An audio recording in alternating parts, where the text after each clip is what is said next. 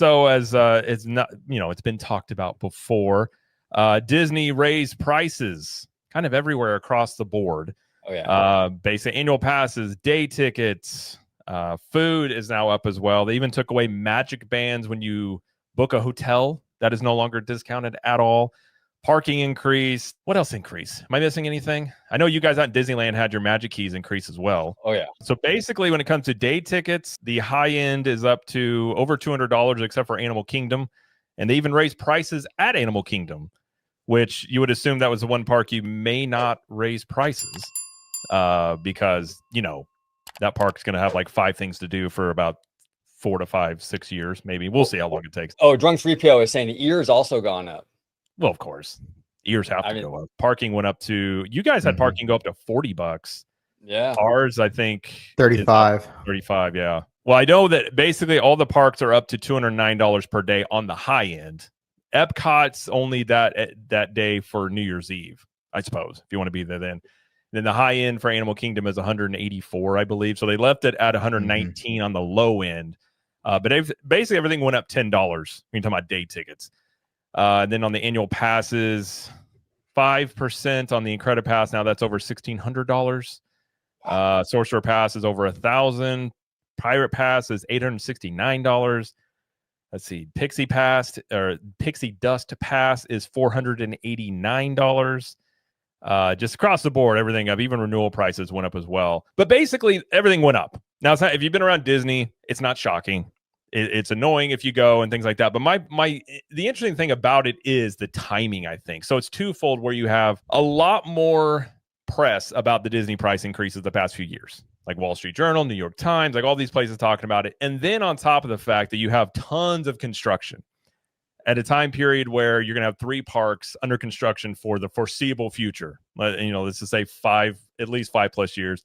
I don't think Villains Land's done well into 2030s, is my opinion. And you're also I think that can be a definite hamper on your attendance in this next coming time period, just given that people don't want to deal with construction zones. They may, and if Universal is already impacting them on their attendance with Epic Universe, that could compound that issue going forward as well. So I find it interesting because I think at the same time, they're still going to be running discounts. So it's like a strange optics. It's not surprising, but it's a strange optic to be raising prices, but then they're already running deals into 2026. And I think that's how they'll compete in the short term, especially while they're building all the stuff they're building. Are you guys shocked by any of this? I'm not, but I don't know if you guys are surprised by any of this or not. No, I mean, I've been around this stuff for a long time, and it seems like every October, pretty much, they go up. Now, to varying degrees, obviously, you know what I'm saying? But here's the scary part. If they're raising them this much right now, what are the prices for, say, Disneyland Resort and for Walt Disney World? What are these annual passes and Magic Keys going to look like in 5 years when all the big stuff is open? That's what I brought up on our podcast. I was like, dude, I think by the time in 5 years, I think you're easily looking 250 plus, maybe. Possibly. Right? Well, and what it's going to do is going to incentivize you to stay a lot longer, because ideally what they like you to do is look at a single day ticket price and then look at their 3-day park pass or 2-day park pass and say, well, I can spend $5 or $10 more and I can get a lot more value by staying at the resort. And then all of a sudden you get into this mentality where now you're justifying, let me see how much a hotel costs for a couple of nights. And then boom, they've got you for 2 to 3 days. And what you've really done is you've actually increased your spending by several magnitudes more versus just going for a single day. And I'll tell you, that's happened to me several times. So I know this method works. Actually, it was a couple of weeks ago where I actually went, I was in Orlando, had to do some training. And I said, well, let me just pop into Walt Disney World, kind of check it out. I ended up going to the Magic Kingdom. I was originally just going to get a single day. They were like $199 for a single day. I was like, okay, fine. How much is it for the Pirate Pass? $205. Okay, well, it's still $205 down. I was like, well, let me just go ahead and put the $205 down, spend the extra $5 today, and I'll just finance the rest later. And so right. the upcharge strategy is absolutely something that works. And a lot of people think, well, they do the math in their head, right? Which is always so accurate. Like let me just do that. Yeah, let me do the Disney girl math, and boom, they hit you. And next thing you know, you're in a commitment. I do wonder what the ceiling is, because at the same time they raise Lightning Lane prices also. And then you also have the fact that It was reported this summer that most of the theme park attendance at Universal and Disney was basically propped up by the top earners. So basically the middle class is getting cut out of this, which has historically been the class that has, I would argue, built Disney World into what it is. It's probably the middle class taking frequent vacations. And so you have the optics of it. But from a business standpoint, I mean, it's like the Halloween parties and the Christmas parties. If people are still paying it, from a business standpoint, it's like it's hard to fault them from that end. My main beef about it is while prices have been going up, the perks have not followed it. And I do think when you're going after this high earner class that also has options. And I think if your perks aren't there and they have options, and if they go and they're like, I felt nickel and dimed, it was okay, they may go to Paris for 2 years. Like, they have a lot of different things they can do. And if they hit that point where, and I do believe at some point, you hit a point where people aren't going to pay something. Now, what they're going to find out what that is, we'll see in the next few years. But when that happens, or if and when it happens, what is their pivot? Because if they hit that point in the next 5 years before all this stuff is done, that's going to be a very interesting little predicament they're in of trying to get attendance in while they don't have any of the new stuff, open like this. They'll probably have Encanto. Part of it will be open, but 2027 maybe, we'll see when they do that. But like Villains Land is not going to be way off into the future. So like, that's the thing I think about long term of like, what is their pivot points and what could they even really do outside of discounts if they hit that point where people are like, I'm out, that's too much. Yeah, Starship says they'll pull the levers. They'll lower when they need to. They'll raise when they need to. They'll do that whole game, And here's the thing. I would agree with you, Jared. I think there is onus on the consumer. I think that look, I made the analogy before, if I have a lemonade stand and I'm charging $40 a glass and I got a line around the block, what's the incentive for me to lower my lemonade prices? Zero. Like, people are buying it like crazy, right? So people still buy this Disney thing up like crazy, despite the fact, I was just there a few days ago and it was packed. And this is right after all those price increases. And I'm like, this is why Disney has zero motivation to really listen, because the people are going to complain on social media and all that stuff, but at the end of the day, everyone still kind of does it, falls on deaf ears when they're looking at lines. And somebody posted it today in X, and they posted the lines both at Universal Studios and Disney, and they were both extremely packed. I mean, I think the line for Universal Studios, it was going out the entrance, and then like 300 minutes, I think. Like 2 or 3 rides had almost 300-minute wait times. And I said in the comments, I said, do balloons come out of the ceiling when it hits 300? Like when you score 300 when you're bowling? Because I want to celebrate if it hits 300, if that's the case. But yeah, the lines were ridiculous at both parks. And I agree with Webba. Do these people have hidden extra spending income from a secret job I'm not aware of? That's a question I have. There's obviously a people out there that can afford this and will. My whole thesis on this is, I just think you hit a point to where, especially as you've stripped away the perks, and I think there's an argument to be made if while the prices increased because they had the demand in 2018, 2019, clearly that's when they shifted after COVID because people were complaining about the parks being busy. And if you were there during that time period, like, there was never a downtime. I don't know how it was in Disneyland, but it was constantly busy. It was bad. So obviously supply and demand kicks in. You raise prices. That's going to reduce the amount of people that want to come in. They start making money off charging for the lightning lanes and all that stuff. I have no arguments on the short term about any of this, because clearly they've made tons of money off that data leak last year. They almost made $1 billion off of lightning lanes since they introduced it. Right. So they made a ton of cash doing it this way. But if you take those perks away, it's not going up with the prices. I don't care what business you are. At some point, you can outprice the demand. And I just don't know what that is, but it's also when you're doing incrementally, because if you would have had these price increases, you had the 2018 or the 2019 prices to now at one period, that's where it'd be sticker shock. Nobody would do it, but it's just this boiling frog where it's slower and slower. And I just wonder what that is, like where that price point is, and then what is their reaction to it, especially with like a new CEO coming in next year, probably maybe tomorrow. And depends on how this stuff goes over that's built at Disney. That's just kind of where I'm at with it of, there will people that will pay it, but once you get up there, it's like, you got to start bringing some of those perks back. Yeah, they have to. No, they absolutely have to. And it's kind of like, it's like out here in California where it's like, these Magic Keys, if you're a California resident, you can pay monthly on it. So it's like they jack Mhm. these prices up, and it's only like an extra what, $10 a month or something. Right. So it's like, yeah, it sucks, but it's Well, still it's like doable. streaming stuff too. Everything goes up $5. It's like, I think individually people will fall off for various reasons. And then, but this is also why I like competition.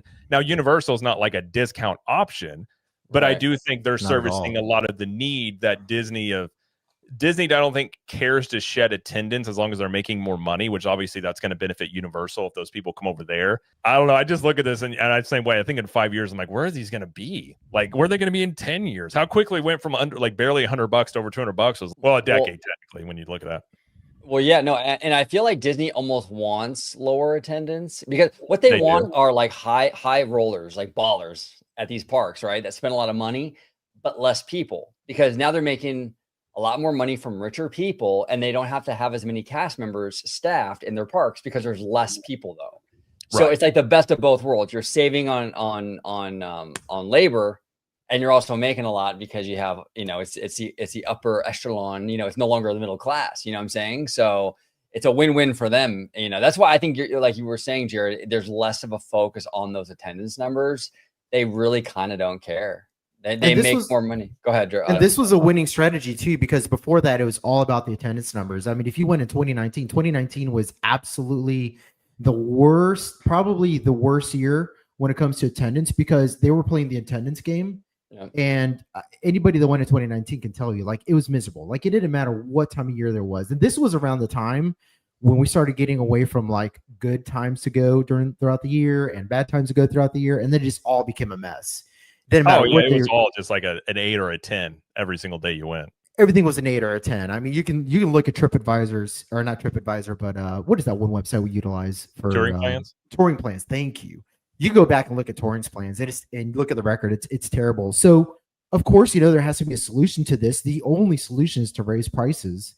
And it's like, well, you got to have one or the other. Either they're going to raise prices and lower attendance, or they're going to keep, the prices the same.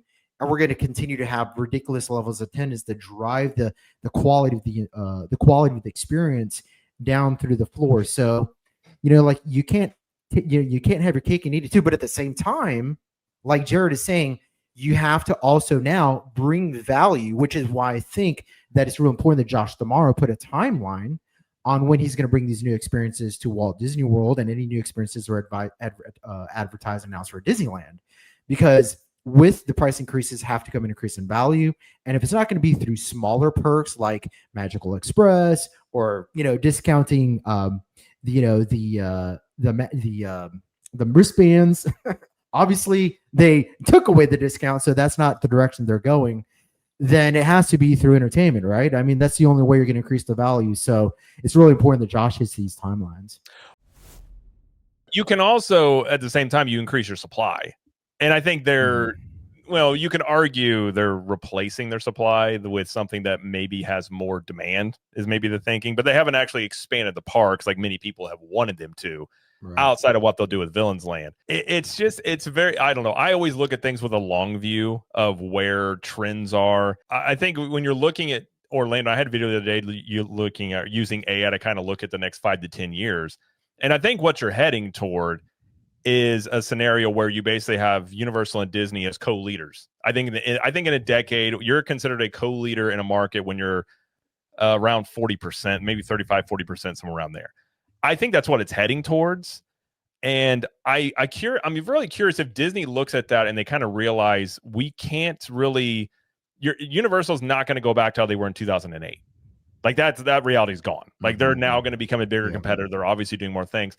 So they just decided we're going to go on this higher end, this higher echelon, focus on the revenues and not be obsessed with the attendance numbers and kind of just play it that way. Because obviously in that scenario, Universal is going to continue to increase in their market share. They're going to increase their revenue also. And then Orlando in Florida is just growing more and more with tourism also. So you kind of have this scenario. Now, I think in both ways, what was funny, I in that video, I played it out. Even in Disney's best case scenario, Universal still gains market share, but Disney revenues go kind of wild. But I think if there is an economic boom or rebound, I think you're going to see Disney and Universal just explode. I think they'll have just massive quarters. And I think this is the thing. If there's a downturn, Disney's pricing becomes a really big issue. Even if people that are making decent money out there or more money, at some point you hit a point where they're just like, I'm not going to go as much. Like it could hit them a little bit. But if everybody has discretional income, it's like it was in 2018, 2019. They'll make money hand over fist. This probably won't be that big of a deal. I think where a lot of people, everything's gotten so expensive anyway. People can't buy homes. People can barely afford to live. And now it's just like even the thought of a vacation is just like escaping you because that's becoming too expensive also. It's crazy. And I think that's where it just comes to the psyche of your consumer base and how it makes people feel. But at the same time, from a business standpoint, if they're making money, they don't care until they care. And that's the thing I guess I would say is like, do they hit a point in the next few years where they end up having to care about that? But I think that's where you see Magical Express come back into the picture. That's where you see a lot of these things they used to do because they're forced to. As of right now, they really haven't hit any point other than just criticism of why they would change it. But from a financial standpoint, it's difficult to fault it from that end. Name is 6502. Those addicted to Disney are not going to be phased or affected by price hikes. They'll go to any and all links to get there. There is a segment that will. I mean, that's what's curious. I think Disney's an interesting brand. They have decades and decades of nostalgia, generational, all this stuff built up that goes into their brand. Because I think a lot of things Disney does, other brands couldn't get away with necessarily because they just don't have the emotion attached to it, I think. And somebody said it really good on one of our in our podcast side. They said more and more, like these are people that go to Disney all the time, and they said more and more I feel like I'm not a guest, but I'm a customer. Right. And it might be a slight thing, but I do think as people feel that more, I do think that becomes something that it's not like, it's going to fall off a cliff, but it's like it could just see this descending thing where the value's not there. And that's why I like what Universal's or somebody else. I still think there could be somebody else with deep pockets, and Amazon and Apple, Netflix houses are popping up that comes into the themed entertainment space with all the money that it can make. No, and you bring up a great point, Jared. You bring up a great point where like Disney is like a pseudo religion to a lot of people out there. People talk about it all the time. Disney adults, right? There is a segment of the population that will literally max out their credit cards to make sure they can keep going. And that's fine. Everyone that's their own thing. I'm not judging, you know what I'm saying? But that's what the reality is that, it's a very deeply emotional product, So, I think it's going to take a lot to really get people, to say I'm done. You know what I'm saying? There's a segment that will spend themselves into debt to do that. Then you have a segment that they're, if you got family and you got kids, you're trying to make things balanced. At the very least, people don't go as often, which I also think that's what Disney wants, is you to go less. And so that clears out people. So clearly that's what they want, but it's like that thing they want right now, but do they end up liking it 10, 15 years down the road? But it's just that, and this is why I think with Universal, if they continue what they're doing, which I think they will, they're both going to be expensive, but they're both going to have to compete on offerings and value. And then I think that's where it could force Disney to be much more sensitive to what people want.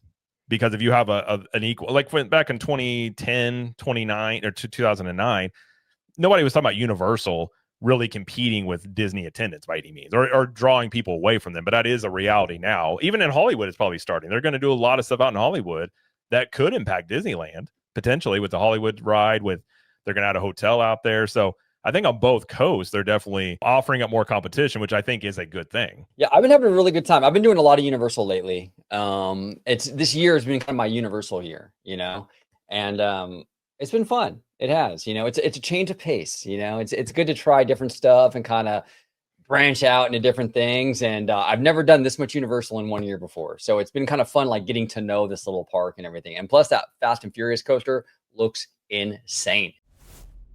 David Maddox says, our family used to go to Disney every 9 to 12 months. We just went to Orlando 2 weeks ago and did 4 days at Universal Studios instead. Well, and what's interesting, I told you guys this. I talked to some people that are in the travel agency world, and I had expected with Epic Universe coming online, obviously Universal is going to be more attendance, but people would do a split. They might, if they're going for 5 days, they go for 3 at Universal, 2 at Disney, something like that. They had told me they had seen, now it's anecdotal, there's a couple of agencies, but they had saw a dramatic drop off in their Disney bookings a massive increase in their Universal ones, but people were choosing to go to Universal for an entire week and they weren't splitting. A-Rod Z21 says, Disney adults frustrate me to no end. It's those people that embolden Disney to keep raising prices over and over. I mean, you're not wrong. No. I do wonder, though, how much of it is just that people bought into Disney, or how much it is also you have this generational like rite of passage that people just kind of have going, like kind of like in the ether a bit, like, oh, we're just going to go to Disney because I went to Disney as a kid, stuff like that. I've always wondered that mix of, especially in these like higher priced vacations and things like that.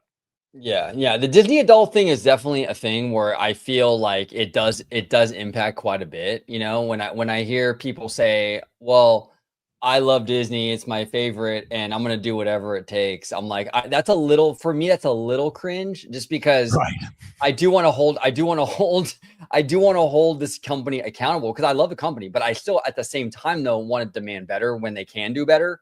Right. And so when I hear people say like, well, we're just going to do it, we're just going to support it no matter what, it's like, I mean, that's not necessarily good. And that doesn't necessarily help Disney. And same for Universal. I mean, I don't think Universal people should be like, yeah, I'm going no matter what. No. If they mess up, you pull back. You know what I'm saying? Yeah. Hi, my name is 6502. Hello, my name is. Very deep emotional ties. I think it's a reality escape. People say they can get away from it all in Disney and it becomes a need. People don't drink alcohol for the alcohol. They drink alcohol to escape reality, right? To escape their problems. Mm-hmm. Disney is used as the same kind of, vehicle. It's the same kind of thing where it's like people splurge on Disney to get away from reality, to escape, Now, granted, it's healthier for you than drinking all the time, but at the end of the day, though, it's the same kind of mindset where it's like, yeah, I don't want to think about anything. I want to just kind of like, Absolutely. Agreed.